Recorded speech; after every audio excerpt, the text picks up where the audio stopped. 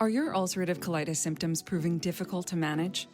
Tremfya guselkumab can help you manage the cycle of UC symptoms. At 1 year, many patients taking Tremfya achieved clinical remission, and some patients also achieved endoscopic remission. Individual results may vary. Tremfya is a prescription medicine used to treat adults with moderately to severely active ulcerative colitis. Serious allergic reactions and increased risk of infections may occur. Before treatment, your doctor should check you for infections and TB. Tell your doctor if you have an infection, flu-like symptoms, or if you need a vaccine. Ask your doctor if Tremfya can help you manage the cycle of UC symptoms. Call 1-800-526-7736 to learn more or visit tremfyaradio.com. This is a Bramble Jam podcast.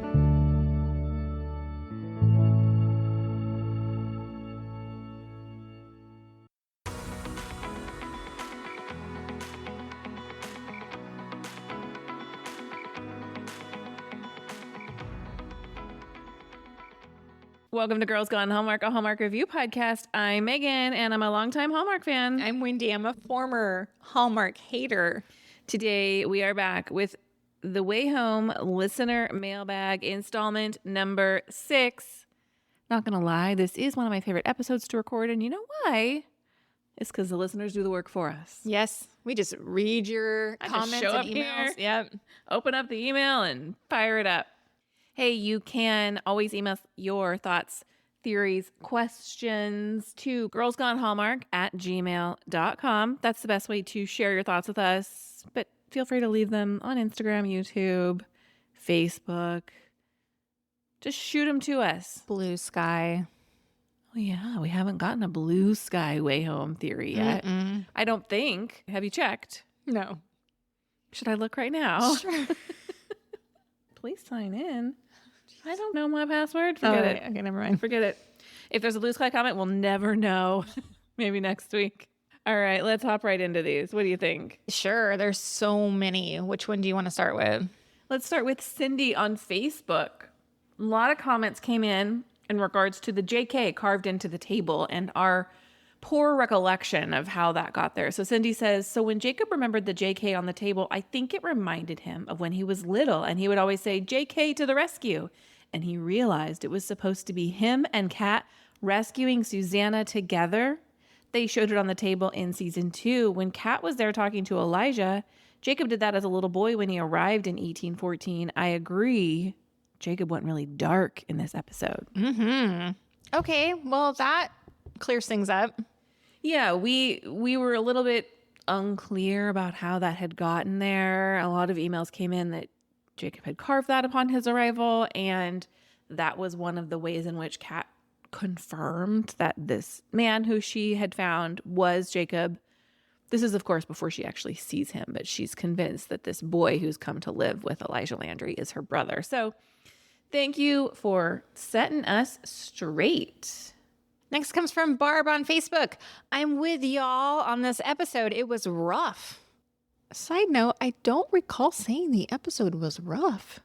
You said it was your least favorite episode. That's of right. the season. Thank you for the reminder. She goes on to say, I'm going to show my age here, but when Kat said she was going to the reception, I was like, oh no, they just jumped the shark. They haven't lost me yet, but I need them to back off from adults in particular acting so clueless. Honestly, it felt like Alice was the only adult in this one to me. Her follow-up with Dell was really on point. Maybe you're right, and they just needed to go here as a midpoint before they move forward. Alice does seem to be showing the most emotional intelligence in these episodes recently, in my opinion. I agree. Maybe that's saying something about Alice's old soul. Oh, hey, if you're not in our Facebook group, you missed out on the deep GIF cuts Wendy pulled in response to this comment. I tried so hard to find Fonzie actually water skiing. Yeah, somebody found a picture of it, which thank you for that. Did you know that I was like a huge fan? I really had a big crush on the Fonz when I was little. Young Henry Winkler. Yeah. I think that's where my love for Bad Boys comes from. Oh, my husband still watches episodes of Happy Days and repeat. Is it terrible? Not really. Is it good and wholesome like how I remember I mean, it? it is good and wholesome, but what's interesting to me about shows like this is there's like lots of like sexual references. Like, I'm sure. you know what that sound effect was supposed to be. I did. You like Ralph kind of like. I know, yeah. I know what you mean. Anyway, I think this is an Instagram comment from Paula, who had sent an email, but she also came back and says, one more thing. Emma is a setup by Vic, so Elliot will break up with Kat. That's what I think. Kat won't let it happen. Take that, Tom fans. So this is interesting. Do we think... I mean, we know Vic had a part in Emma returning because she returned because she heard from Vic about the ring. I hadn't really thought about that. Vic has a stake in Elliot and Kat breaking up, and maybe that was intentional. What would his stake be? He hates the Landrys. He doesn't want Elliot tied up with this family who's always felt superior to him. Okay, I get that, but it's not even like he has a great relationship with Elliot, so he's not involved in Elliot's life. So why would he care if Elliot is involved with the Landrys? Yeah, why would he care indeed? I know. There's something bigger there, right? Sure. Yeah. Our next comment came in. It says, I'm starting to really hate the trope where someone goes in for a kiss and the person doesn't respond because they are so shocked. I have always turned my head. You know what the lean in means. I think Elliot feels guilty because while a part of him loved and cared for her, he always loved Kat, and that ring was always destined for her. Yeah, the idea that someone could like lean in for a kiss and you get caught by surprise, like you saw what was happening. Like he could have stopped it. He had the power to not participate. I feel like those moments are so in slow motion in real life too. Like, yes. You kind of. And even if you don't realize what's happening until contact is made, you're not stunned into inactivity if that's happening. Like if you're continuing the contact, it's a choice. Good point. I just wanted to read this comment because I really appreciated it. This came in Friday night after the latest episode aired and says, OMG, so wish the recap episode was on after the East Coast time. I'm dying over here after watching it. I love/hate that I was right about Kat being the witch. Can't wait to listen tomorrow morning. So this particular writer in our head suspected that it wasn't Susanna who they were talking about hanging in the song. It was Kat. The episode timing, for anybody who wondered, is incredibly intentional. We cannot publish it any earlier than we do. So, yeah. Sorry about the East Coast delay. Francisco says, this is one of two comments we'll be reading from Francisco this morning. He says, okay, here it is. Kat seems time displaced herself. She's got a job, a nice boyfriend who she's taken the next step with for however long that lasts, yet she seems to be literally living and present more in the past than the present, and not for the better. It seems to be affecting her and those around her for the worse as well. What do you guys make of it? I think that's a super insightful take. And one I agree with. Yeah, I don't envy Kat. Like, I think her decision making sometimes I question, but I think she's maybe in the toughest place, arguably. I mean, Alice is kind of in a rough situation too. Mm-hmm. But I don't know. I definitely agree she is not present in the present. I definitely agree with that. And I think that could be a problem. I'm just trying to when you're not present, right? Mm-hmm. You're missing the life that's happening right now. Mm-hmm. And she's been trying to be in the life that has already happened. So she's going to miss the life she has right now. And I just think that some perspective on that would help her. Mm-hmm. This next comment comes from Pa Amor 4047 on YouTube. Why were Evelyn's family attempting to keep Evelyn and Colton apart after the 1965 pond accident? Good question. Evelyn tells Alice their families tried to keep them from being friends. Colton told Del in the first season to accept Brady in the fold because, quote, the more you try to keep them apart, the more they end up together. what if Evelyn and Colton are actually related, and that is why the families try to keep them apart? Ooh, I just made that that gif Yes. with the eyes. But Colton knew by experience that it doesn't work. I really hope they're not related. That would be super weird. Look, I love any and all theory, and I appreciate them. And by and large, our listeners are much deeper thinkers than I am. Mm-hmm. For me, I don't think that's what it is, because we know that Evelyn, for the most part, died alone, died unhappy. And I don't think, my inclination isn't to believe. My inclination is to believe that she died a little bit brokenhearted over Colton. Mm-hmm. But we do not know why they were kept apart. And we do not know who Lewis's dad is, do we? No, we do not. And I'm having some sort of recollection. Somebody asked why Lewis's last name is a Goodwin. Yes. Why is Lewis's last name Goodwin if his mother is Evelyn Goodwin? Why is it not his father's last name? Yeah. Yes. Good questions all. Okay. Also from YouTube, when Jacob ended up in the 1800s, there was a boy who had disappeared, and they felt blessed to have Jacob. I think the boy from the 1800s who disappeared may have been Colton, who landed on the Landry farm in the 1950s through 60s. I also find it interesting that upon Evelyn's death, she left everything to Kat and knew Kat was the woman in the painting and remembered seeing Kat in 1974. Did she remember she was the White Witch? There's more to find out about what Evelyn knew and left Kat, and it's crazy that she wouldn't be scouring through Evelyn left. There's more to this comment, but let's talk about this part first. Evelyn left her belongings to the Herald, not directly to Kat, and whether or not she knew that Kat would come into possession of those things, I think is questionable. However, I do think it's a good point. Kat should be scouring through those boxes, given how connected they are to Evelyn Goodwin in their 1974 timeline. 100%. The comment goes on, oh, and the other thing, when Colton was in the bushes watching he and Jacob by the fire, in one episode we see him, but we don't know it's Colton. Then the episode where we see it is Colton, he's standing behind Alice and Elliot, also watching. He turns around with a smile on his face. He was obviously older, but he was also limping. Limping? I'd have to go back and watch that scene. I can see it in my head, but I don't remember him walking off. I just remember the turn and seeing his face. What about back up at the top of the comment?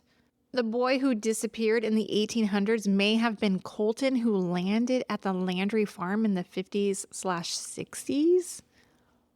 What? I don't remember a story about a boy going missing in the 1800s. I don't either. I remember Elijah Landry having another son who's not there. And I kind of think does he have a grandson? I don't know. But I thought Elijah Landry had another son who we don't really see, or we only see once before we meet Jacob. Right. But I don't remember a boy going missing. Me neither. But if you do, your emails are invaluable to us. Yeah. All right. This next comment I pulled from Hallmark Channel's Instagram. It was a comment left on their Instagram. They had asked for people's theories. And I thought, listen to our episode, yo. So this is a long comment. The first line is, I think Sam is Colton's older brother. Something's going on with Sam, that's for sure. Something's definitely, yeah. The commenter says, I think Emma might be Elliot's actual one because she truly appreciates him and jumps for him the second he proposes. No hesitation in choosing him. They have common interests and they make beautiful music together. I do believe Alexandra Clark commented on a recent episode about Elliot hopping in on the piano. They had learned that he could play beautifully, and she figured, well, we need to figure out a way to work that into an episode, of course. I love the line about they make beautiful music together. It certainly doesn't seem accidental now that you look back on that scene. Sure. With that, she's playing the violin, I believe, and he jumps in on piano. Finally, we're thrown it back to a theory about something we've been asking about all season. I think the clock will be wound forward for future time traveling and hopefully be used to bring Thomas to Kat. Somehow, those two need to be in 2025 together. Hashtag Tomcat Strong. This, my mind went. It does seem a little bit like science fiction-y. The clock stuff? But the whole show is about time traveling via pond. I have to remind myself that. Yeah. I think because it's the pond, there's part of me that like doesn't place this in the category of like time traveling via DeLorean, but nevertheless, they are time traveling. I like that theory. The clock's got to do something. It's got to mean something. When is somebody going to figure that out? Yeah. And is it going to be Elliot? I mean, part of me is like, Elliot just took it out of the wall and put it on a mantle, and it has not even, it's been in his house ever since. So I don't have a whole lot of faith in Elliot being the one to be like, oh, that clock that I've been staring at for weeks and weeks, maybe I should do something with it. There were a ton of comments on this thread, but I pulled this one more that says, Casey is Jacob's child. Declarative sentence, Casey is Jacob's child. It's why they appeared when they did, to point Kat in the direction to get him home, and why they helped save the farm, because Jacob needed a home to return to. Oh, interesting. I like this theory. I like them all, y'all, in case you hadn't guessed. Yeah, I'm so easily influenced. I'm like, yeah, that's exactly where this story's going. Oh, yeah, that's definitely plausible. This next email comes from Jennifer, who made a ton of good points in her email. I'm going to start with this one. She says, happy you didn't recognize the second person in Susanna's sketch either, as I was feeling like I was missing something obvious. Jennifer, me too. In fact, I watched this episode before Wendy did, and I took a screenshot and sent it to her. And I was like, who is this? Who is this? And I was glad to see that Wendy didn't recognize it. And then a ton of the comments, no one has said, that is X. A lot of people have speculated. So it makes me feel good that I agree. It felt like it should be obvious, and it was not. I enjoyed your speculation. To throw out another possibility, could it be Elijah's other slightly younger son, who we saw briefly last season, but was conveniently missing this episode, so could be recast to look like the drawing if needed? Interesting thought. I like the Sam theory, but Jacob and his brother also make sense to me. In this episode, it is mentioned that Goodwin already has two sons, Cyrus Goodwin, also conveniently out of town, but possibly who the Goodwin line descends from, not Susanna. And not clear how the Augustine line continues unless Susanna has a brother not yet mentioned, or her dad, Samuel, is out there and able to have kids. The other Landry brother is who Kat and Jacob are descended from. I think it's safe to say I feel real murky on the family trees here. Yes. I don't understand how Evelyn Goodwin came to have a son named Louis Goodwin. I mean, smash the patriarchy and all, but in theory, he should have her husband's last name. Unless her husband was a terrible person and not around, and there was no husband. There was just like a baby daddy, and she was like, he's going to have my name. That's a possibility too. Totally. So lots going on there. It's just theory on theory on theory at this point. I do want to read this next comment. She says, one of the complaints this season has been about the ease of use of the pond. Does the fact that it took Kat to 65 instead of present day, which is when she wanted to go, feel like payoff for that? Do you think we could see her or another character run into more difficulties using the pond again? Maybe their luck/ability to guess where they need to go is running out. What do you think about that? I think it's real dangerous to be time traveling via this pond without any real knowledge of where you might end up and if you can get back to present day. Look, Kat and Jacob jump in the pond with the intent to go back to 1816. And what we've seen a lot this season is our characters jumping with an intent to go somewhere specific. Alice is like, I need to go back and see what's happening in 74 at this particular event. Kat's like, we need to go save Susanna from the weird sun. It's incredibly convenient that they arrive right as Susanna is potentially in danger. Totally. I agree. And what doesn't make sense to me is because we have always been told like the pond will take you where you need to go. Yes. Right? Not where you want to go. Yes. So Part of me is like hoping we get the pond is like, all right, you know the whole saying, the FAFO.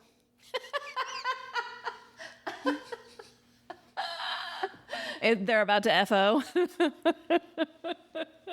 Yeah.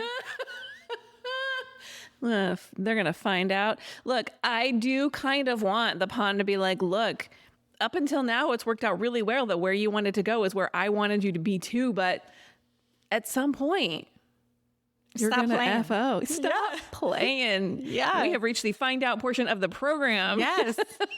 Absolutely. Yeah. I mean, yes, the fact that Kat jumps in from 1816, comes out in 65 just in time to save Colton, then he submerges back in and is returned to present day. I mean, okay. But Kat wasn't put in danger in that situation. Kat emerges in 65 just in time to close the loop on this Colton Evelyn situation. Mm-hmm. It wasn't like they dumped her in 1965 and won't let her go back. Yeah, exactly. I mean, a real twist to this show would be like they jump in the pond wanting to go to like 74 again, and they end up in freaking Land of the Lost. Remember that show? Like, how great would that be? There's like slee stacks and dinosaurs and all kinds of crazy stuff. Whoa, slee stack. That's a deep cut. I'm impressed. My husband still watches that show every once in a while. That show. I loved that show. And when he turns it on, every time I go, I cannot believe this is a show that got made and put on television. I think only 1 or 2 seasons. Not very long. It's a mystery why that was going to be the case. It's like, I liked it too. Terrible. I think this is where my like love for like dark mystery storytelling comes from. That's where it originated.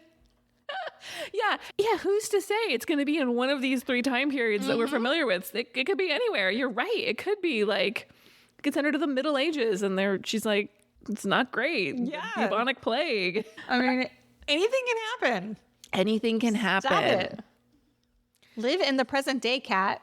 Next email comes from John. He says he let them out of jail. We're talking about the scene where Kat and Thomas are in prison, and the guard comes and lets them out. And then, like, as soon as they're let out, they are arrested again or detained again or whatever. And we're like, I don't really understand why that happened. Right. So John says he let them out of jail because he was paid by Thomas, and then captured because he was paid by Cyrus, a double dealer.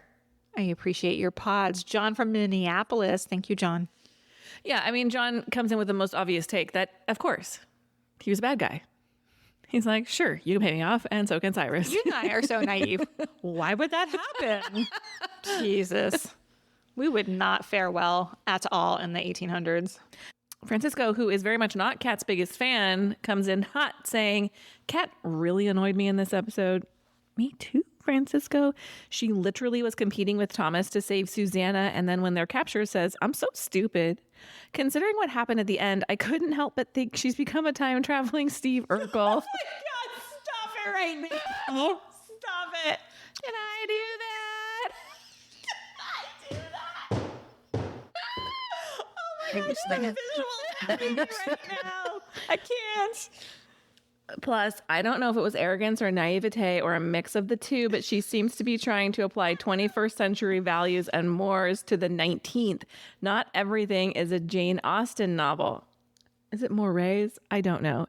She was just grading this episode in acting like she knew better, and I also agree on the whole eclipse thing.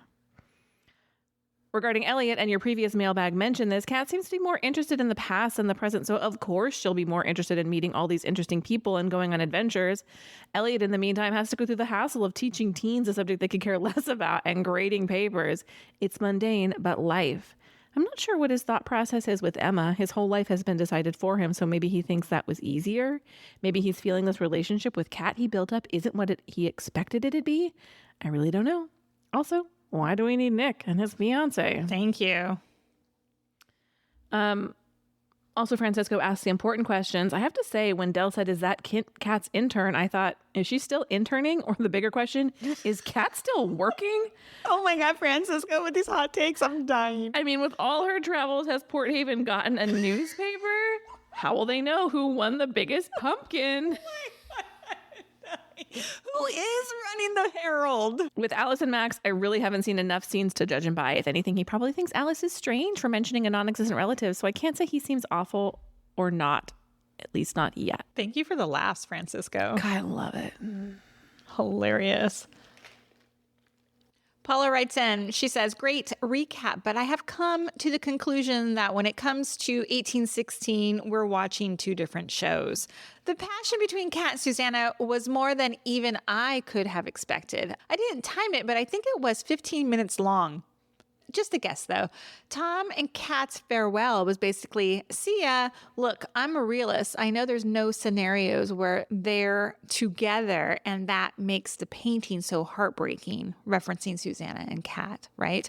I'm sure Tom will be around, but I don't get it. Any thoughts? Paula is a longtime listener. She's a great friend of the show.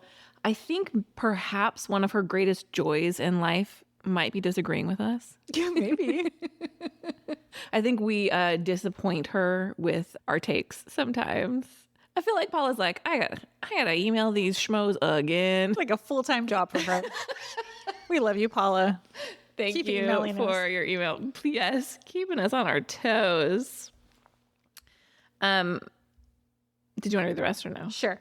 Paula does go on to say, I agree with you about the Elliot story. You know, I like his character, but I couldn't care less about Emma, his dad, or the ring. The clock, maybe. Did we know Dell was a Deb? So her horse interests come from a whole different place than these country folk. I've said it before. I hope Sam has more of a story. I think it's not going to be good. It's interesting how obvious the Alice, Lewis, and Casey connection is. We shall see if it is in fact obvious or a big giant red herring. Mm-hmm. Next email from Abigail, who says, I've been listening and loving y'all's podcast since the beginning of season 3 of The Way Home and have fallen in love. Thank you, Abigail. So I feel like this theory has definitely been said before, but here we go. I'm 99% positive that in episode 7, Casey will end up telling Alice that they are hers and Max's kid. I want this to happen, but I don't want Alice's future to be dictated like Elliot's was. Thanks for making me smile every time I listen, and keep doing you. I mean, I really appreciate the straight up episode prediction and everything. That would be next week's episode if that in fact comes true. Sarah writes, I still haven't had my theory that Colton was born in the future of 2025. So past, present day, right? In the future of the present. My God, I need like Venn diagram. And thus able to go forward and backward along the timeline, however it happens. I think it's still possible within what we've seen. However, I have some more ideas about him. Fern seemed to say that 1965 was significant and also that he broke the rules, and we're assuming that's Colton. Kat assumed the 1965 significance was just the almost drowning between Colton and Evelyn. But what if the rule he broke was that he didn't go back to when he came from because Kat, quote, saved him from the plants in the pond? If he arrived as a child, was raised in the 60s, maybe that moment was when he was supposed to go back to whenever he came from, but he didn't because of Kat. It could also tie back to Colton's note in the book to Evelyn about being able to stay. So do you think this is saying that when Kat saved Evie and Colton, pulled Colton out from being, he wasn't drowning, the pond was taking him somewhere. Of course. He was supposed to go somewhere. Where would he have gone? Where was he supposed to be? That is the $1 million question. And so then that like effed up all the... Yes, he broke the rules somehow. He didn't go where the pond wanted him to go. He didn't break the rules, then Kat broke the rule. Yes, but Fern does not know that. But maybe Fern does know that now. Perhaps, maybe, yes. Kitty cat. Maybe she's, as the keeper of the pond, knows and then doesn't know what to do about it. And that's why she's so mean to Kat. Oh, maybe. Summer sends an email and she says, here are some thoughts. Number 1, the throwaway scene was not throwaway. I think the clue is the way Dell says, when I'm gone. What if she's sick? We've all been thinking pregnant, but could it be there's an illness and thinks she's going to die? So this is referencing The scene when Dell is drawing the fish on Colton's guitar, I called it a throwaway scene in the episode. Mostly I meant like a standalone. It didn't tie into any of our other storylines. I agree. I do think it is significant in some way. Number 2, they're leaning so hard into Alice and Max. I almost think it's a red herring. I don't have fleshed out thoughts, but it just feels too obvious. Summer, you are not alone in your thoughts there. Number 3, I think Elliot is wondering if Kat is fate or if he has been fighting fate by thinking she is. This is why he's so angry and reacts to Emma the way he does. Number 4, it's the way home. There's a reason Nick's back. There's too much other stuff going on for it to be a focus, but I bet it will make sense eventually. Number 5, I thought the other guy in the drawing was Colton. If so, when does he start time traveling? Number 6, Kyler Lee as Kat absolutely broke my heart at the end when she confessed to Dell that she killed Colton. Like tears streaming down my face. Yeah, it was a great scene. Great scene. Was a great. I don't see this comment anywhere. I don't know who left it. I wish I could find it. Is it about Dell?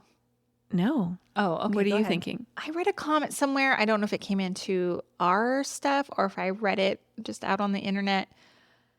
They had theorized maybe Dell is struggling with dementia, and that's why she can't remember any of these like details of who people are, and that's why she's quick to anger. Yes, because she gets frustrated. Interesting. That's an interesting theory that I had not yet read. No, this was about Colton and the My Catherine painting, suggesting that perhaps Colton remembers seeing the My Catherine painting at Lingermore, and then upon his death recognizes adult Catherine as the My Catherine from the My Catherine painting. Perhaps. And perhaps it's not necessarily that he recognizes her as his daughter. That's going to be a wrap on our mailbag episode for today. Lots to think about leading into our new episode on Friday. And of course, our recap will drop at, I say 10:01. It's actually 10:05 because the limitations of our podcast scheduling system are that I can only schedule in 5-minute increments.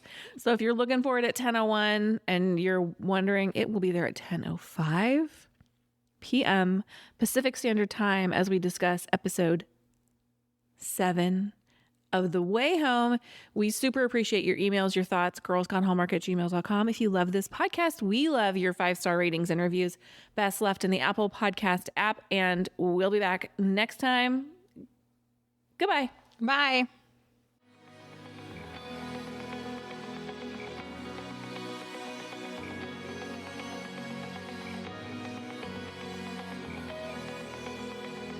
All right, friends, before we go, just a quick heads up. You're about to hear some ads. These little gems help us keep the show running and the Hallmark love flowing. So do with that info what you will. Grab a snack, hit the skip button, or maybe, just maybe, listen in and discover your new favorite product. Bye.